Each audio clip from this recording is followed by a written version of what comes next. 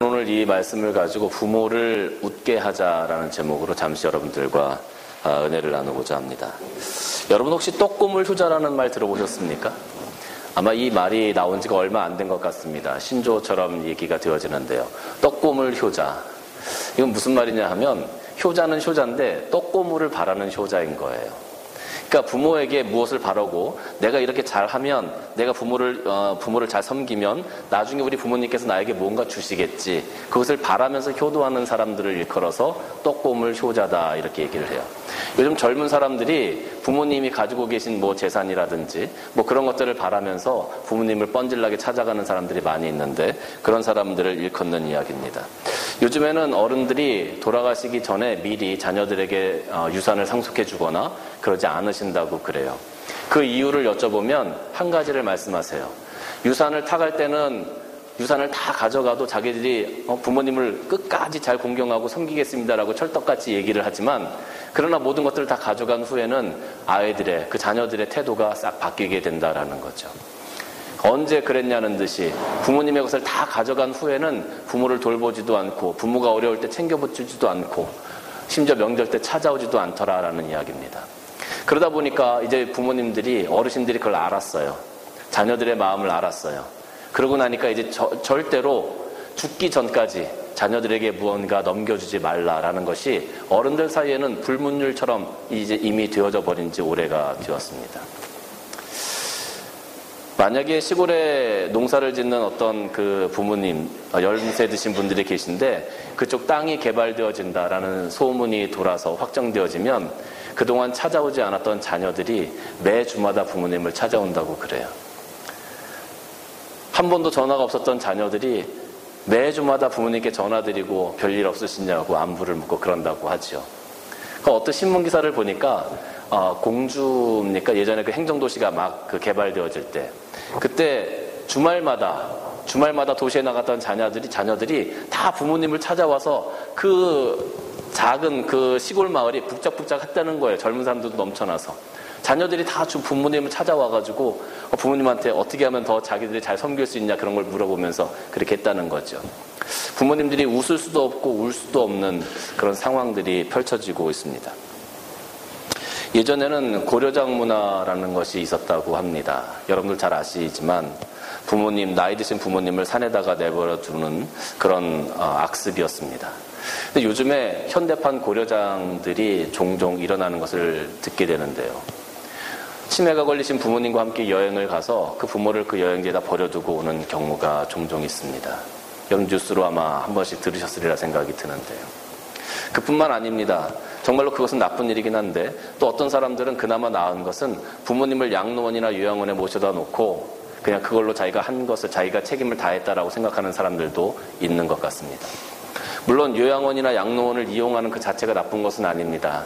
우리가 부모님을 잘 섬기기 위해서 조금 더 편안하게 부모님을 섬겨드리기 위해서 그런 기관들을 이용하고 또 매주마다 우리가 안부를 위해서 찾아가고 부모님을 케어하기 위해서 어떻게 부모님을 더 잘 섬겨나갈까를 우리가 고민하고 한다면 그건 참 좋은 제도라고 생각이 들어요. 그런데 부모님을 거기다 모셔다 놓고 한 번도 찾아가지 않고 관심을 뚝 끊어버리는 자녀들이 얼마나 많은지 몰라요. 그것은 현대판 고려장과 별반 다를 것이 없다라고 생각이 듭니다. 오늘날 많은 젊은이들이 부모를 대하는 태도가 그래요. 부모에게 무언가 있으면 그것을 받아내기 위해서 최선을 다하는 모습을 보이지만 부모가 가진 것이 없고 부모가 연약하고 부모가 병들면 더 이상 부모를 돌보려고 하지 않아요. 자기 것을 내놓고 희생하려고 하지 않아요. 그것이 지금 현대를 살아가고 있는 젊은이들의 세태가 되어져 버렸다는 거예요. 부모는 자녀들을 위해서 자기의 모든 것까지 다 내어놓고 지금까지 평생을 자녀들을 위해서 헌신하고 살아왔는데 자녀들은 더 이상 그런 부모의 사랑을 생각하지도 않고 또 그런 더 이상 부모의 그런 어떤 모습을 기대하지도 않고 부모를 생각하기보다는 자기 자신을 먼저 생각하는 그런 이기적인 모습으로 이 땅에서 살아가고 있는 젊은이들이 얼마나 많은지 몰라요. 그러나 오늘 성경은 우리에게 말씀하실 때 조건부적인 어떤 그런 사랑을, 그런 효도를 이야기하는 것이 아니라 무조건적인 효도를 우리들에게 명령하고 있습니다. 오늘 말씀 오늘 말씀을 보면서 전 세 가지로 여러분들과 함께 그것을 나누기를 원하는데요. 첫 번째는 부모를 청종하라는 겁니다. 오늘 22절 말씀 보면 너를 낳은 아비에게 청종하고 그랬어요. 청종하고. 여러분이 청종하다라는 것은 말을 잘 듣고 그 뜻을 헤아린다라는 의미가 있습니다. 그리고 그 뜻을 따라간다라는 거예요. 그러니까 부모님이 우리에게 어떤 말씀을 하실 때 그 말씀의 뜻이 무엇인지 귀담아 듣고 그 말씀을 순종해서 나아가는 것을 청종이다라고 이야기를 합니다. 우리가 영어에도 히어링이라는 단어가 있고 리스닝이라는 단어가 있어요. 히어링이라는 단어는 그냥 듣는 겁니다. 근데 리스닝이라는 것은 우리가 주의 깊게 듣는 거예요. 예전에 우리가 영어 공부하고 영어 시험을 칠 때 항상 영어 시험 치기 전에 어떤 여자가 뭐라고 얘기했어요? 기억나십니까? Listen carefully 이렇게 딱 얘기를 해요. 주의 깊게 들으라는 거예요. 주의 깊게. Hearing carefully, hear carefully 이렇게 얘기한 적 한 번도 없어요. 그죠? 청종한다는 것은 바로 그거예요. 부모의 말에 우리가 귀를 기울이고 부모님이 무슨 말씀을 하시는지 우리가 잘 캐치를 해서 부모님의 뜻 가운데 우리가 그 말씀대로 순종해 나아가는 것. 그것이 바로 청종이라는 거예요. 청종. 근데 오늘 성경은 우리에게 부모의 말씀에 청종하라 이렇게 얘기하고 있죠. 그냥 부모의 말씀을 듣는 것이 아니라 부모의 말씀에 청종하라. 부모님이 무슨 말씀을 하시는지 우리가 잘 새겨 들어라 라고 지금 우리들에게 말씀하고 있다라는 거예요. 사실 부모님들이 우리 젊은이들에게, 우리 젊은 자녀들에게 해주시는 말씀은 어떻게 보면 우리의 삶의 보약과 같은 그런 역할을 하게 되어집니다. 왜냐하면 삶의 연륜이 있는 그런 충고들이나 교훈들이 우리로 하여금 그 잘못된 것을 반복하지 않도록 또 시간을 아껴 나갈 수 있도록 우리를 만들어주기 때문에 그래요. 부모님의 말씀을 잘 청종하게 되어지면 그만큼 우리는 시간도 아낄 수 있고 또 우리의 삶이 더욱더 윤택하고 건강한 삶을 살아갈 수 있게 되어지게 된다는 거죠. 그럼에도 불구하고 젊은이들은 자신들의 경험과 자신들의 지식과 자신들의 삶의 방식이 최고라고 생각을 하지요. 어렸을 때는 부모님이 최고라고 생각했는데 이제 점점 자라나면서 이 땅에서 살아가면서 배웠던 지식, 세상에서 습득한 그런 지식들, 경험들이 최고라고 생각하죠. 더 이상 부모님의 말씀을 들으려고 하지 않습니다.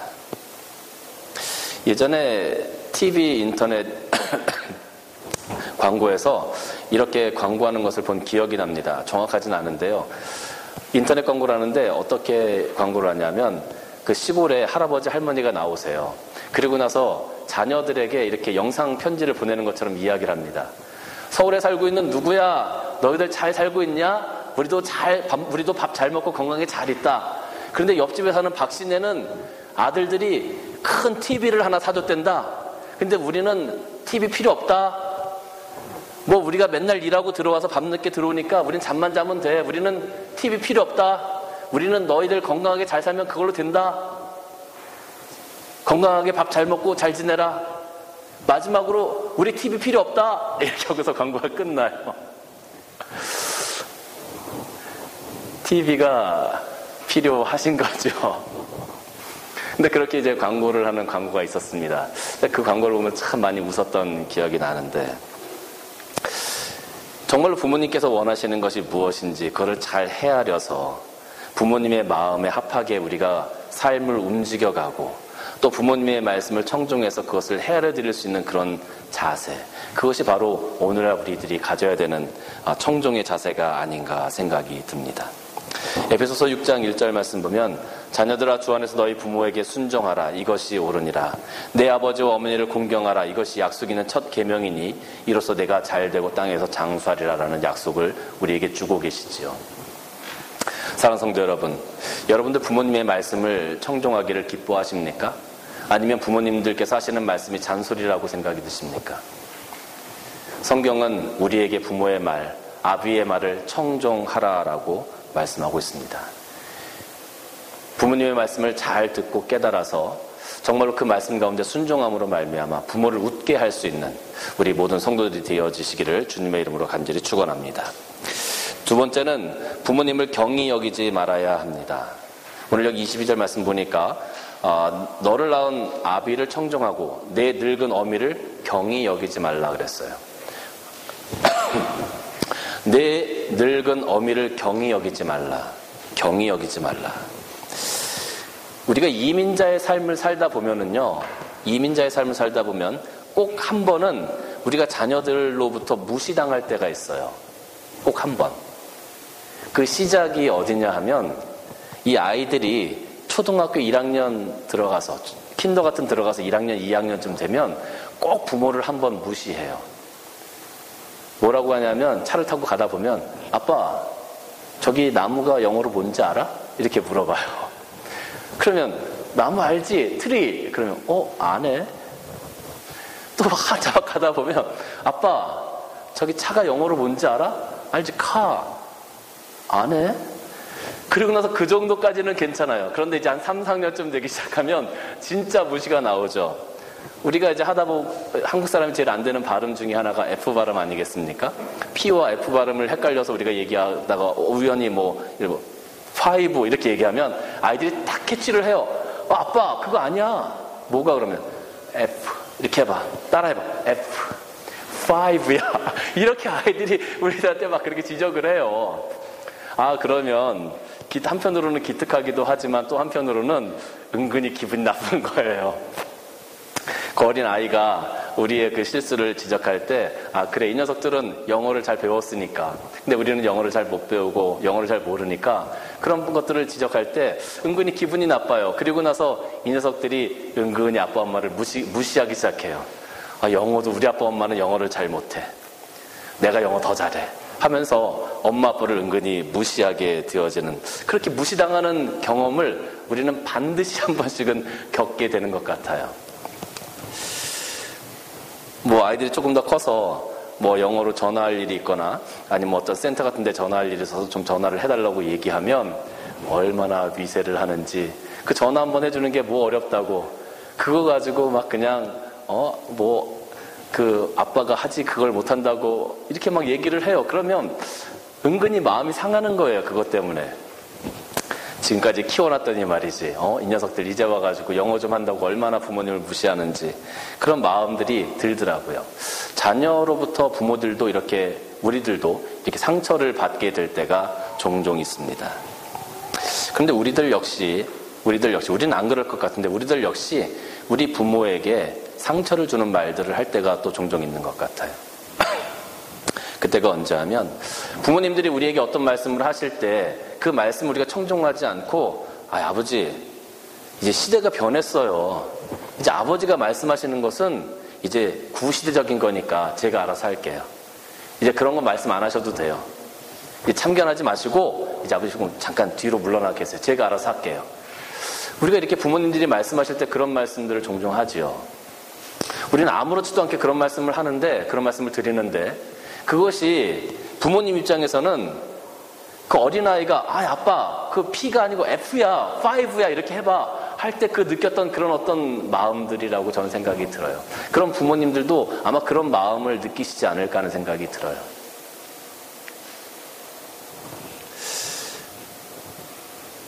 부모님의 말씀, 부모님의 존재가 만약에 우리들에게 굉장히 중요하고 가치가 있는 그런 분이라고 우리가 생각을 한다면, 부모님께서 말씀하실 때 감히 우리가 아버지 그거 아니에요, 그건 이제 구시대적인 생각이니까 이제 그런 말씀 좀 그만하세요라고 우리가 감히 얘기할 수 있겠냐는 거죠.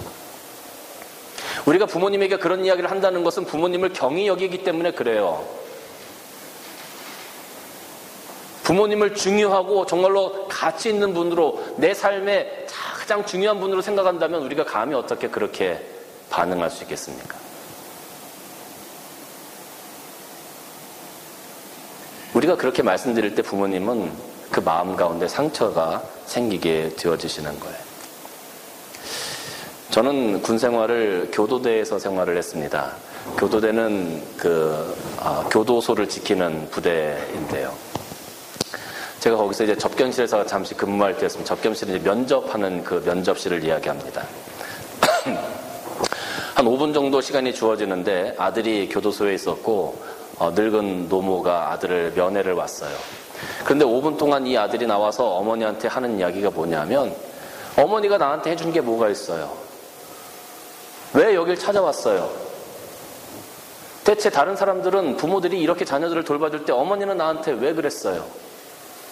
5분 동안 그렇게 어머니를 향해 소리치고 그렇게 어머니를 원망하고 그렇게 어머니의 마음을 아프게 하는 이야기를 5분 동안 계속 소리를 지르면서 하더라고요. 근데 그 어머니가 계속 눈물을 흘리시면서 그래 미안하다. 그래 미안하다. 그래 미안하다.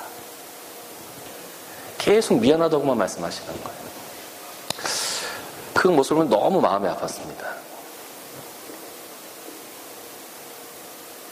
부모가 아무리 못나고 부모가 아무리 무식하고 부모가 아무리 가진 것 없어도 나를 낳아주신 그분에게 우리가 그렇게 할 수 있을까? 그걸 보면서 너무 화도 났고 또 그 어머니의 모습을 보면서 어머니는 뭘 그렇게 잘못하셨길래 자식이 그렇게 소리 지르고 원망하고 그러면 오히려 따끔하게 야단을 치고 하셔야 될 텐데 오히려 그 자식 앞에서 미안하다 미안하다 하면 눈물만 흘리시는 거예요. 너무 마음이 아프더라고요.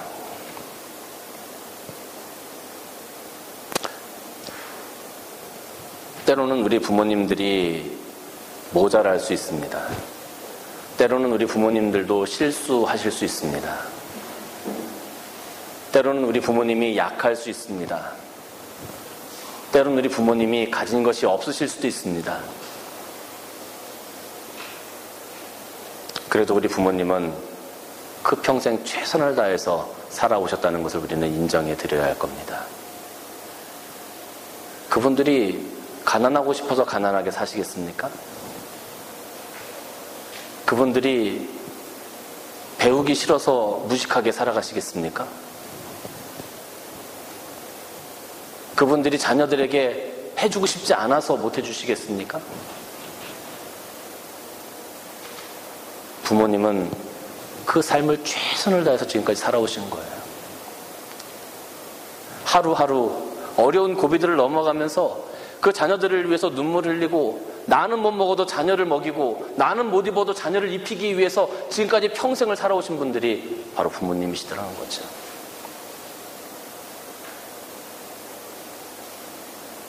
그런 부모님이 이제 좀 약해졌다고, 그런 부모님이 지금 좀 가진 것이 없다고 우리가 부모님을 경히 여길 수 있겠느냐라는 거죠. 이건 말도 안 되는 일입니다. 부모님이 약하시면 약하실수록, 부모님이 실수를 하시면 실수하실수록 자녀된 입장에서 오히려 그것을 덮어주고 이해하려고 하는 그런 마음이 우리에게 필요하다라는 거죠. 노아는 홍수가 끝난 다음에 하나님께 제사드리고 나서 포도나무를 심었어요. 그리고 그 포도나무로 와인을 만들어서 그 다음에 마셨습니다. 그리고 나서 벌거벗고 잠이 들었어요. 얼마나 큰 실수입니까? 그때 함은 들어와서 아버지의 그 모습을 보고 형제들에게 쫓아나가서 야, 우리 아버지가 이래! 그러면서 이야기를 했어요. 셈과 야벳은 그 이야기를 듣고 들어와서 옷가지를 들고 뒷걸음질 쳐가면서 아버지의 그 부끄러운 하체를 덮어드렸다는 거죠. 부모들이 실수하고 잘못할 수 있습니다. 내 마음에 들지 않을 수 있습니다. 왜 우리 부모님은 이런 거야? 다른 사람들 부모들은 안 그런데 왜 우리 부모는 맨날 내가 이렇게 속상해야 되고, 왜 부모님 때문에 내가 이렇게 아파해야 되고, 왜 부모님 때문에 내가 돈 때문에 고민해야 되고, 왜 우리 부모는 이럴 거야? 왜 우리 부모님은 이런 거야? 라고 생각할 수 있어요. 그러나 평생을 우리를 위해서 달려오신 그 부모님, 부끄러운 모습이 있다 할지라도, 실수하는 모습이 있다 할지라도 그것을 우리가 사랑으로 덮어드릴 수 있는, 그것이 진짜 자식의 모습이 아니겠느냐는 거죠. 신명기 27장 16절 말씀을 보면 그의 부모를 경홀히 여기는 자는 저주를 받을 것이라 할 것이요 모든 백성은 아멘 할지니라 라고 기록하고 있어요. 사랑하는 성도 여러분, 여러분의 부모님이 어떠한 모습이시든지 간에 그 부모님의 모습을 원망하고 경홀히 여기기보다는 오히려 그 부모님을 내 마음 가운데, 내 품에 껴안고, 약한 부모님을 껴안고 부족한 부모님을 껴안을 수 있는, 그래서 우리들의 사랑을 통해서 그 부모님의 허물을 덮어드릴 수 있는 그런 여러분들이 다 되어주시기를 주님의 이름으로 간절히 축원합니다. 세 번째는 내 부모를 즐겁게 하라는 겁니다. 내 부모를 25절 말씀 보면 내 부모를 즐겁게 하며 더 나은 어미를 기쁘게 하라라고 기록하고 있습니다. 예전에 효자가 되고 싶은 사람이 한 사람이 있었습니다. 그래서 그 마을에서 최선을 다해서 부모님을 섬겨드렸기 때문에 효자라고 소문은 났어요. 부모님이 만약에 밭에 일을 하러 나가신다고 하면 어머니 아버지 계세요. 제가 나가서 할게요. 하고 집에서 편안하게 계시게 했습니다. 부모님이 김치를 드시고 싶다고 하면 무슨 김치를 드시냐고 고기를 드셔야지. 그러면서 고기 반찬을 해다 드렸어요. 그래서 많은 사람들이 정말로 효자다라고 그 사람을 인정했습니다. 그런데 옆마을에 그 사람보다 더 효자라고 소문이 난 사람이 한 사람이 있는 거예요. 그래서 이 사람이 굉장히 궁금했어요. 대체 누구길래 어떤 사람이길래 이렇게 효자라고 얘기할까? 그래서 한번 그 집에 가봤습니다. 어떻게 하는지 한번 보고 자기도 따라하고 싶었습니다. 그래서 어떻게 하는지 보고 있었더니 이제 이 아들이 나무를 한 거 해가지고 지게에다 짊어지고 집으로 돌아옵니다. 그랬더니 어머니가 버선발로 막 뛰어나오시더니 그 아들이 아이고 힘들었지 그러면서 그 아들을 마루로 데리고 가요. 그리고 큰 대에다 물을 떠다가 아들의 발을 씻겨줍니다. 그 모습을 본 이 사람이 너무 충격을 받은 거예요. 아니 효자라고 소문이 났는데 어떻게 저런 모습이지? 그리고 조금 있으니까 어머니가 상에다가 밥을 차려가지고 밥을 딱 아들에게 갖다 줍니다. 그리고 김치를 찢어서 아들에게 먹여줍니다. 그리고 시간이 지나니까 어머니가 잠자리를 다 펴주고 아들을 거기 눕게 합니다. 그 모습을 보고 이 사람이 충격을 받은 거예요. 아니 효자라고 소문이 난 사람이 대체 이게 뭐 하는 짓인가? 화를 벌컥 내는 거죠. 아니 당신은 효자라고 소문이 났으면서 대체 이게 뭐 하는 짓이냐고. 늙은 노모가 이렇게 힘들게 당신을 섬겨야 되겠냐고 막 벌컥 화를 냈어요. 그랬더니 이 사람이 하는 이야기가 저는 효가 뭔지를 몰라요. 저는 효자가 아닙니다. 단지 제가 하고 있는 것은 우리 어머니께서 하시고 싶은 것을 하시게 하는 거예요. 어머니가 가장 좋아하시는 것을 하시도록 했더니 어머니가 저렇게 기뻐하시네요. 제가 하는 건 그거밖에 없습니다 라고 얘기했다는 거예요. 정말로 효가 뭘까? 정말로 효가 뭘까? 다리가 아프신 어머님을 내가 어머니 유럽 여행 안 가셨으니까 한번 유럽 여행 다녀오셔야죠. 걷기도 불편하신 분을 유럽 여행 보내드리는 거 그게 정말 효일까? 이가 너무 부실하셔가지고 씹기가 어려우신 분에게 맛있는 소고기를 사다 드리는 것이 정말 효일까? 우리는 항상 생각할 때 효를 내 입장에서 생각을 해요. 내가 마음에 즐겁고 내 마음에 흡족하면 그것이 바로 효도다라고 생각하는 거예요. 부모님의 입장을 생각하지 않고 내가 즐겁고 내가 좋으면 되는 거예요. 내가 부모님께 선물 사드리면 되는 거고 내가 부모님께 용돈 드리면 되는 거고 내가 부모님을 만나러 가고 싶을 때 만나러 가면 그것이 효라고 생각을 하는 거예요. 근데 정말 중요한 것은 뭐냐면 부모님의 마음을 기쁘시게 하는 것, 부모님이 원하는 것을 하시게 하는 것, 부모님이 하고 싶으신 것, 부모님이 드시고 싶으신 것, 부모님이 갖고 싶으신 것, 그것을 해드리는 것이 가장 좋은 효가 아니겠느냐라는 거죠. 부모님을 어떻게 우리가 기쁘게 해드릴 수 있을까? 간단합니다. 부모님이 원하시는 것을 하게 하면 되는 거죠. 그게 진정한 효예요. 그게 진정한 효라는 거죠. 우리가 신앙생활을 할 때도 하나님을 향해서도 마찬가지입니다. 어떻게 하면 바른 신앙생활을 할 수 있을까? 내가 교회에서 이런 봉사를 하면, 내가 이렇게 헌금을 하면, 내가 이렇게 생활을 하면 하나님께서 기뻐하시겠지. 그렇게 열심히 신앙생활을 해요. 그게 정말 참된 신앙생활일까? 그것 때문에 교회들이 문제가 되어지고 그것 때문에 내가 상처를 받게 되어지는 일들이 더 많이 생긴다는 거죠. 정말로 참된 믿음 생활, 신앙생활은 하나님께서 기뻐하시는 것. 하나님께서 무엇을 기뻐하실까를 생각하고 그대로 하는 것이 가장 참된 신앙생활이 될 수 있다는 거죠. 효도 마찬가지입니다. 부모님께서 기뻐하시는 것이 무엇일까? 부모님께서 원하시는 것이 무엇일까를 먼저 생각해야 되는 거예요. 내가 기쁨, 내가 좋아서 하는 것이 아니라 내가 좋은 것을 드리는 것이 아니라 부모님께서 가장 원하시고 기뻐하시는 것을 찾아서 그것을 해드리는 것이 바로 효다라는 거죠.